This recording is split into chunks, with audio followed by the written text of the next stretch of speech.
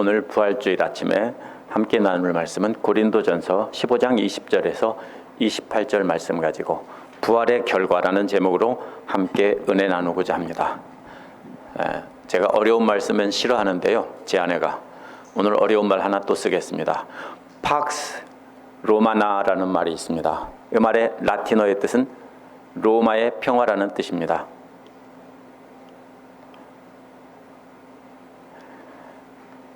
이는 BC 27년부터 AD 180년까지 약 200년간 로마 제국이 큰 전쟁이 없이 평화와 번영을 누렸던 그 시기를 로마의 평화라고 부릅니다. 그게 팍스 로마나입니다. 그 시작은 아우구스투스가 BC 31년에 악티움 해전에서 안토니우스와 클레오파트라를 이긴 것으로 시작이 되었습니다. 그 외에도 몇 차례 전쟁에서 이긴 뒤 로마의 평화는 아우구스투스에 의해서 시작이 되었습니다. 따라서 로마의 평화를 시작한 사람은 아우구스투스입니다. 그러나 이러한 로마의 평화는 아우구스투스가 주변의 모든 세력을 무력으로 정복하고 얻은 평화입니다.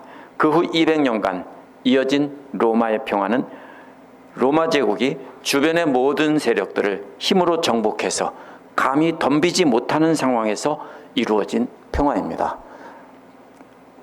바울도 이러한 로마의 평화의 시기에, 팍스 로마나의 시기에 살았습니다.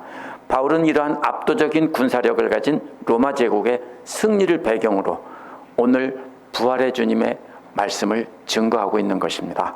그러나 예수 그리스도께서 정복하신 대적은 주변 나라들이 아니라 죽음입니다. 예수 그리스도께서 죽음을 정복하고 승리하셨다는 것입니다. 그리스도께서 이미 죽음을 이기고 승리하셨지만 완전한 승리는 아닙니다. 완전한 승리는 예수 그리스도 다시 오실 때 우리 모두가 승리의 왕이신 예수 그리스도의 뒤를 따라 하나님 나라로 개선할 때 이루어집니다. 첫 번째로 20절에서 22절은 잠자는 자들의 첫 열매가 되신 예수님이 나옵니다. 오늘 말씀 맨 첫 부분은요, 그러나 이제는 이라는 말로 시작하는데요, 이 말은 항상 바울 편지에서 아주 극적이고 놀라운 변화가 일어날 때만 쓰는 말입니다. 그동안 가려져 있던 막이 열리고 놀라운 광경이 펼쳐진다는 것입니다. 그 놀라운 광경은 그리스도께서 죽은 자 가운데서 살아나셔서 잠자는 자들의 첫 열매가 되셨다는 겁니다. 죽은 사람 가운데서 살아난 사람은 사실 예수님이 첫 번이 아닙니다. 그런데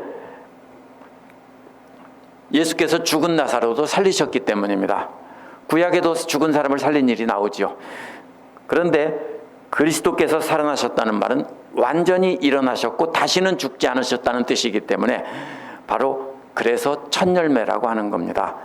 나사로도 부활했지만 다시 죽었습니다. 그것은 엄격한 의미에서 소생이지 부활이 아닙니다. 이제 막이 열리고 놀라운 광경이 벌어졌는데 그리스도께서 영원히 죽지 않는 영원한 몸을 가지고 부활하신 첫 열매가 되셨다라는 뜻입니다. 첫 열매가 열렸다는 것은 계속해서 열매가 열린다는 뜻입니다. 만약 우리 교회 현관 앞에 있는 무화과나무에 열매가 하나 열렸다면 그 뒤에 계속해서 열매가 열린다는 뜻입니다.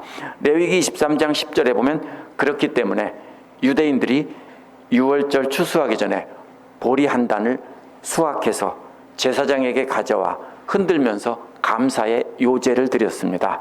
이것은 먼저 익은 보리단을 베어서 흔들면서 제사를 드리면 나머지 들판에 있는 모든 곡식들이 다 익어서 풍성한 수확을 거둘 것을 믿고 첫 열매를 흔들며 감사를 드렸던 것입니다.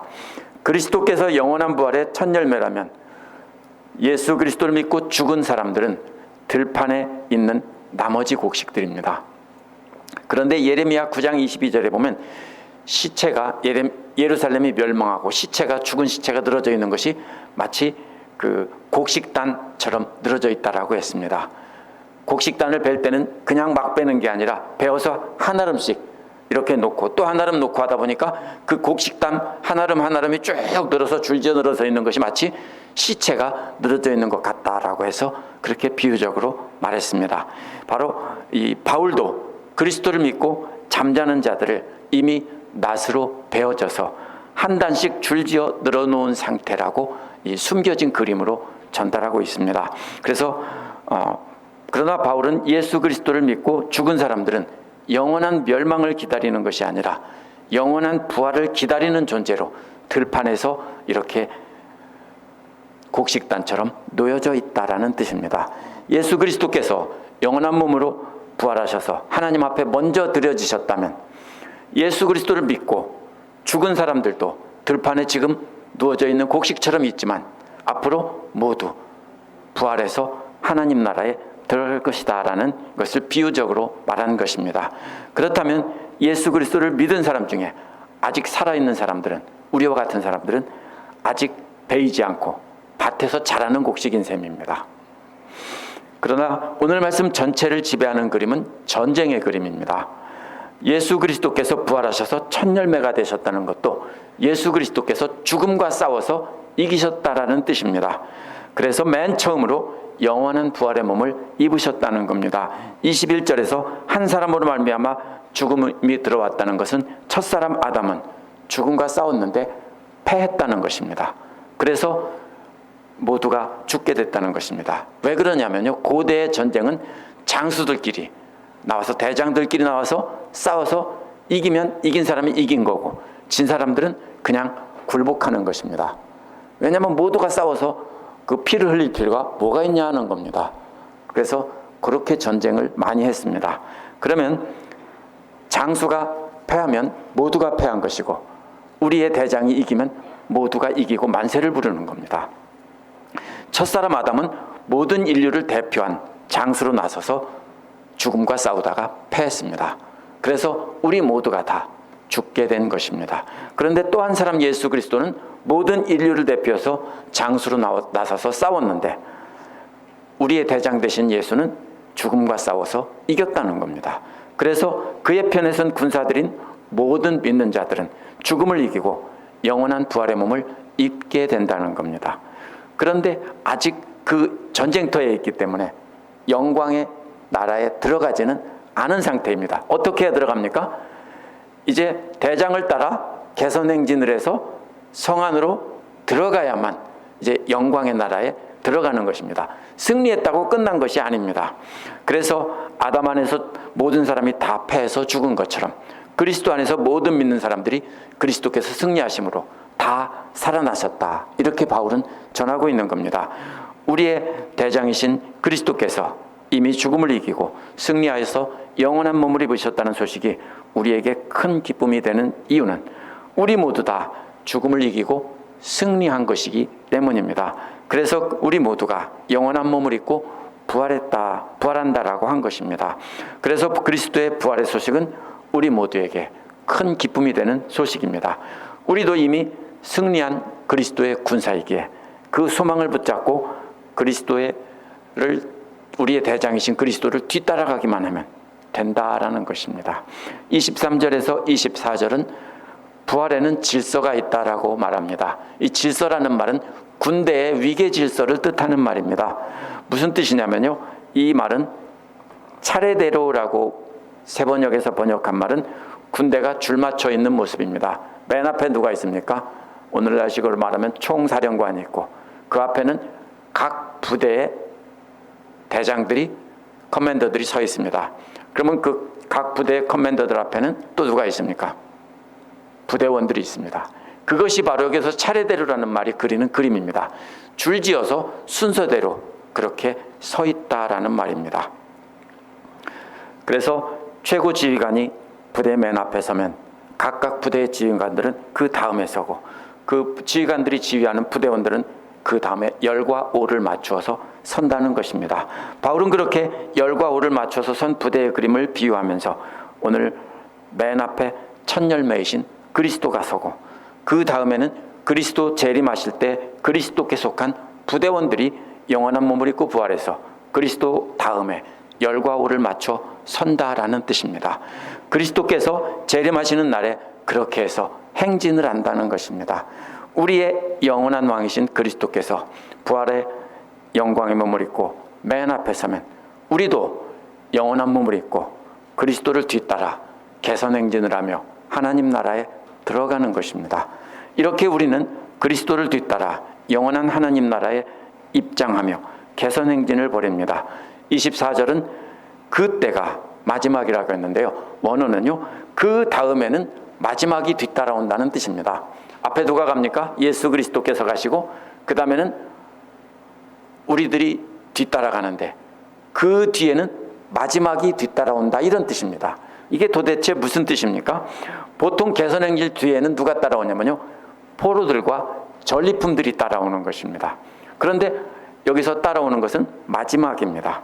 그때는 완전히 끝난다는 겁니다. 더 이상 전쟁은 없다라는 뜻입니다. 그래서 그 나라를 하나님께 넘겨드릴 때는 이제 개선장군이신 예수께서 하나님 나라에 우리를 이끌고 들어가셔서 그 나라를 하나님께 넘겨드리면 그때는 끝이라는 뜻입니다. 그 종말의 때 그리스도께서 모든 통치와 모든 권위와 모든 권력들을 멸하신다고 했습니다. 본래 통치자들과 권세와 능력은 당시 지중해 연안에 있는 로마 제국 안에 있는 여러 지배계급들을 가리키는 말입니다. 그래서 바울 당시 황제의 명을 받고 정복전쟁을 마치고 돌아온 개선장군의 모습으로 이 말을 이해해야 합니다. 개선장군은 자신들이 잡아온, 포로로 잡아온 통치자들을 어떻게 할까요? 모두가 보는 앞에서 처형시키는 겁니다. 그래서 그 다음에 자신이 정복한 모든 것을 신이자 아버지이신 로마 황제에게 바치는 것으로 끝이 납니다. 로마 황제를 신으로 섬겼습니다. 그러면 그때가 바로 팍스 로마나, 즉 로마의 평화입니다.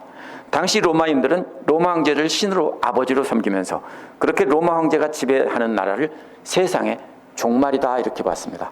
종말이라는 말은 완전히 끝났고 망했다라는 뜻이 아닙니다. 이제는 완전한 평화이고 이상적인 나라이고 더 이상 아무런 위협이 없다라는 것입니다. 그러나 당시 로마의 평화는 그렇게 영원한 종말일 줄 알았는데 종말이 아니었습니다. 권사님 죄송합니다. 계속 오늘 종말을 찾습니다. 네. 그런데 바울은 당시에 로마 제국의 통치 아래 살던 사람들이 갖고 있던 이러한 종말론은 진정한 종말이 아니라는 것입니다. 죽음을 이기시고 개선하신 그리스도께서는 온 세상을 정복하고 그 나라를 가짜신 가짜 아버지가 아닌 진짜신 진짜 아버지께 바치신다는 겁니다. 그때가 되면 그리스도께서는 로마 황제와 그 통치자들과 같은 모든 악한 세상 세력들은 포로로 잡아와 끌고 와서 하나님 앞에서 완전히 멸한다는 것입니다. 물론 이 세력들은 실제로 세상의 정치가들이 아니라 어떤 겁니까? 악한 신들이나 이런 귀신들이나 이런 세상을 멸망으로 이끄는 그런 악한 존재들을 말하는 것입니다. 오늘날 우리가 살고 있는 시대는 두 개의 부활 사이에 끼어 있습니다. 우리의 장수이신 예수 그리스도께서 죽음을 정복하고 이미 완전히 승리하셔서 영원한 영광의 몸을 입고 부활하셨습니다. 그렇게 됨으로 인해서 우리 모두는, 믿는 자들은 영적인 부활을 얻었습니다. 영적인 부활을 얻었다는 말은 과거에는 죽음의 편에 서 있었다는 뜻입니다. 우리는 죽음의 졸개들이었습니다. 근데 예수 그리스도께서 승리하시자 모두가 다 그쪽으로 어떻게 됩니까? 얼른 옮겨간 것입니다. 나도 예수님을 따르겠다라고 이쪽으로 옮겨간 것입니다. 그래서 우리는 그리스도의 군대가 된 것입니다. 그것이 영적인 부활의 의미입니다. 그러나 아직도 많은 사람들은 죽음이 통치하는 그 죽음의 군대의 군인으로 머물고 있는 것입니다. 일단 죽음은 예수님께 패했습니다. 패했지만 완전한 패배는 아닙니다. 아직도 잔당들이 계속해서 대적을 하고 있는 상황입니다. 그러나 한 번에 멸하지 않는 이유가 무엇이냐면요, 지금 완전히 쌍멸하면 그 대적들에 속해 있던 그 죽음의 군대들까지도 다 멸하는 것이 됩니다. 그래서 그 사람들이 죽게 돌아올 수 있게 하기 위해서 아직 완전히 멸하지 않고 놔두고 기다리고 있는 것이 오늘날 이 시대입니다. 그리스도의 부활로 그리스도의 편에 서게 된 우리는 지금 영적인 부활과 그리스도 재림 때 완성되는 몸의 부활 사이에 끼어 있습니다. 이 시대는 죽음이 지배를 받고 있는 죽음의 군사들이 그 부대를 탈영하여 예수 그리스도를 믿고 영적인 부활을 얻어서 장차 그리스도의 군사로 영원한 나라에 들어가기를 기다리는 때가 바로 지금 첫 번째 부활과 우리 몸의 두 번째 부활 사이 이 기간입니다. 이것은 예수님께서 그냥 이렇게 기다리시는, 하나님께서 이렇게 기다리시는 것이 아니라, 할 일이 없어서 그냥 멸하지 못해서 멸하는 것이 아니라, 이것은 하나님의 은혜이고 자비입니다. 25절에서 28절은 그렇게 순서될 때는 이유를 말하고 있습니다. 계속해서 정복전쟁의 그림입니다. 25절에서는 왜 모든 대적들을 파괴할 때 종말이 오는지 이유를 설명했습니다. 첫 번째 영적 부활과 두 번째 몸의 부활 사이에 그리스도께서 통치하는 장면을 설명한 것입니다. 그리스도께서는 이미 상대편 대장인 죽음을 이기셨습니다. 하지만 아직도 죽음이 이끄는 원수들은 살아남아 저항을 하고 있는 때가 바로 오늘날 이 때입니다. 그렇게 그리스도께서는 현재 다스리고 계십니다. 그리스도께서 통치하는 영원한 나라는 이미 시작되었지만 아직도 대적들은 완전히 소탕된 것은 아닙니다. 마치 로마의 평화의 시기에 로마 황제가 로마 제국을 완전히 통치하고 있지만 여전히 저항하는 세력은 각 지방에 있는 것과도 같습니다. 실제로 AD 70년 유대인들이 로마 제국에 저항하다가 완전히 전멸되는 사건이 있었습니다. 유대인들 입장에서는 나라가 완전히 망한 심각한 전쟁이지만 로마인 입장에서는 부대 하나 보내서 그냥 쓸어버리라고 한 것일 뿐입니다. 따라서 로마 제국에는 그것은 전쟁이 아닙니다. 무슨 말씀인지 아시죠? 강력한 로마 제국의 군대에 있어서는 그것은 거기 팔레스타인 근처에 있는 시리아에 있는 부대 한 부대 끌고 가서 싹 쓸어버려 하면은 그냥 싹 쓸고 끝입니다. 그렇기 때문에 이 로마의 평화의 시기에도 전쟁은 있었습니다. 그러나 로마는 그것을 전쟁으로 보지 않았습니다. 왜냐하면 상대가 되지 않았기 때문입니다. 오늘날 마찬가지로 그리스도의 대적들도 잔당들도 소탕 중입니다. 그러나 멸하지 못해서 멸하지 않은 것이 아니라 하나님께서 때를 기다리는 겁니다. 지금도 계속해서 소탕 작전을 하시면서 완전히 소탕할 때까지 기다리시는 겁니다. 그렇게 해서 완전히 멸하면 그때 하나님께 그 나라를 넘겨드린다는 겁니다. 그때야 비로소 종말이 온다는 것입니다. 따라서 그리스도의 통치는 미래가 아니라 지금 현재입니다. 현재 다스리고 계십니다. 다만 그 나라를 하나님께 넘겨드리지 않은 것뿐입니다. 그리스도께서는 지금 계속 죽음의 잔당들을 소탕하면서 죽음의 편에 선 군대들이 그리스도의 편으로 넘어오기를 기다리고 계신 겁니다. 소탕할 대적들의 우두머리는 26절에 보면 죽음이다 이렇게 말했습니다. 그리스도께서 원수들을 계속 소탕하고 계신 것은 죽음이 지배하고 있는 사람들을 구원하기 위해서입니다. 그렇게 잔당들을 다 멸하고 나서 사람들을 모두 구할 사람을 구하고 나면 마지막 저항하는 자는 대적들의 우두머리인 죽음이라는 것입니다. 죽음은 모든 소탕 작전이 끝나고 마지막에 처형을 한다 이런 뜻입니다. 그래서 죽음이 처형이 되면 그때는 완전한 종말이 온다라는 뜻입니다. 그리스도께서 세상의 모든 대적들을 이기시고 마지막 대적인 말이 안 나온다고 그러네요.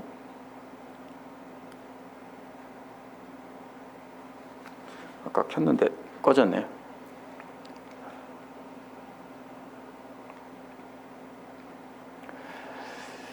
할 수 없습니다. 그래서 그리스도께서 세상의 모든 대적을 이기시고 마지막 대적인 죽음을 물리치시면 그때는 우리를 얽어매고 있는 죽음도 우리 모두를 풀어놓아주게 되는 것입니다. 그때 우리는 새로운 몸으로 영원히 살게 되는 것입니다. 이것이 부활의 순서입니다. 그리스도는 이미 죽음을 이기고 승리하셨습니다. 현재 우리는 그리스도께서 우리 몸의 영원한 부활을 위해 죽음의 잔당을 완전히 소탕하시고 전진하고 계신 것입니다. 그러므로 그리스도께서 대적의 잔당을 완전히 소탕하시는 그 마지막 때에 우리 모두가 부활을 해서 그리스도처럼 영광의 몸을 입고 그리스도를 뒤따라 하나님 나라에 들어간다는 겁니다. 그것을 기대하며 우리가 사는 것입니다. 그런데 그리스도께서는 어느 누구에게도 굴복되지 않는다고 했습니다. 그러나 28절에 반전이 일어납니다. 우리의 대장이신 그리스도께서는 마지막에는 모든 것을 굴복하게 하신 하나님께 굴복한다는 것입니다.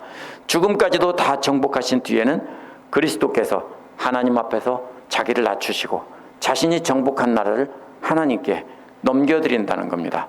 그러면 그때 하나님께서 모든 것들 중에 모든 것이 되셔서 영원하신 하나님 나라가 이루어진다는 겁니다. 그 영원한 하나님 나라에 대해 바울은 구체적으로 말하지 않았습니다. 하지만 하나님께서 사도 요한에게 환상을 통해서 그 나라의 모습을 보여주셨습니다. 요한계시록 21장 1절 2절에 보면 새하늘과 새 땅에 대한 묘사가 있습니다. 이전의 하늘과 이전의 땅은 사라지고 바다도 없어졌습니다. 나는 또 거룩한 도시 새 예루살렘이 남편을 위하여 단장한 신부와 같이 차리고 하나님께로부터 하늘에서 내려오는 것을 보았습니다 라고 했습니다. 신부가 남편을 위해 단장한 것 같더라 라는 것은 이보다 더 아름다울 수 없다는 뜻입니다. 평생 최고 아름답게 치장했던 때는 여자분들에게는 신부 화장하고 웨딩드레스를 입었을 때입니다. 그래서 그때는 바로 이보다 더 아름다울 수 없다라는 표현입니다. 믿는 자들이 영원한 몸을 입고 하나님 나라에 들어갈 새하늘과 새 땅도 이보다 더 아름다울 수는 없다라는 뜻입니다. 요한계시록 21장 11절에서 26절에 보면 요한이 환상 가운데서 본 새 예루살렘의 모습이 좀 더 구체적으로 묘사가 되어 있습니다.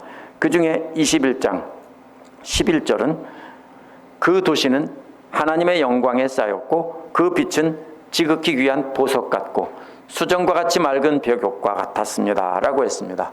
21절에 보면 12대문이 12진지로 되어 있다고 했고 또 거리는 수정과 순금이라고 했습니다. 이것은 요한이 우리가 들어갈 영원한 하나님 나라, 영광의 나라를 보았는데 거기가 진짜로 진주로 되어 있고 금으로 되어 있다 이렇게 생각하면 안 됩니다. 왜냐하면 눈으로 본 것이 환상이 너무 아름다운데 말로 표현할 것이 없어서 그렇게 비유로 표현한 것이지 그게 진짜 진주였다 이런 뜻이 아닙니다. 정말로 아름다웠다는 뜻입니다. 우리는 오늘날 예수 그리스도의 부활로 시작된 믿는 자들의 영적 부활과 그리스도의 재림 때 완성될 몸의 부활 사이에 끼어져 있습니다. 마치 헌 집은 이미 팔렸고 새 집은 샀지만 아직 입주할 준비가 끝나지 않은 상태와 같습니다. 클로징은 됐는데 아직 입주할 때는 안 됐습니다. 그 상태에서 헌 집이 팔렸기 때문에 그 집에서 나와서 임시로 아파트에서 살고 있는 모습과도 같습니다. 그것이 바로 오늘날 우리가 지금 이 땅에서 사는 모습입니다. 이미 우리의 집은 클로징이 끝났습니다. 아름다운 계시록에 나온 그 아름다운 우리의 영원한 집은 이미 클로징이 끝났습니다. 그러나 아직 입주할 때는 안 됐습니다.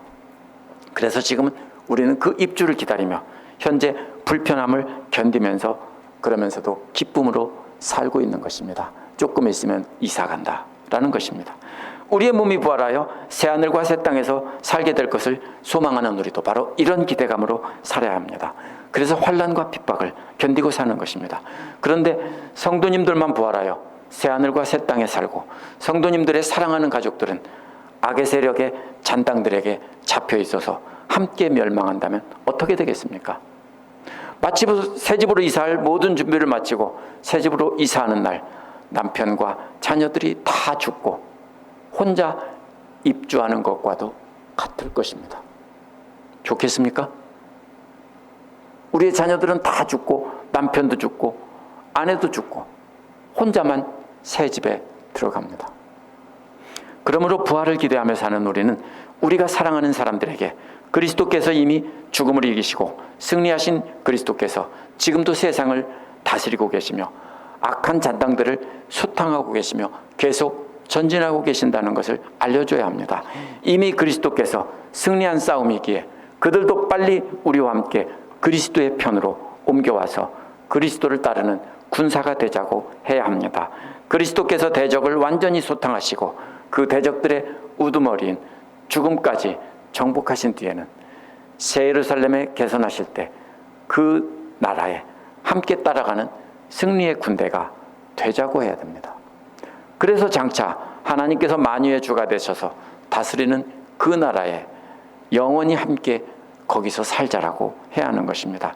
이것이 오늘 말씀에서 바울이 예수 그리스도의 부활의 결과를 전한 이유입니다. 함께 기도하겠습니다.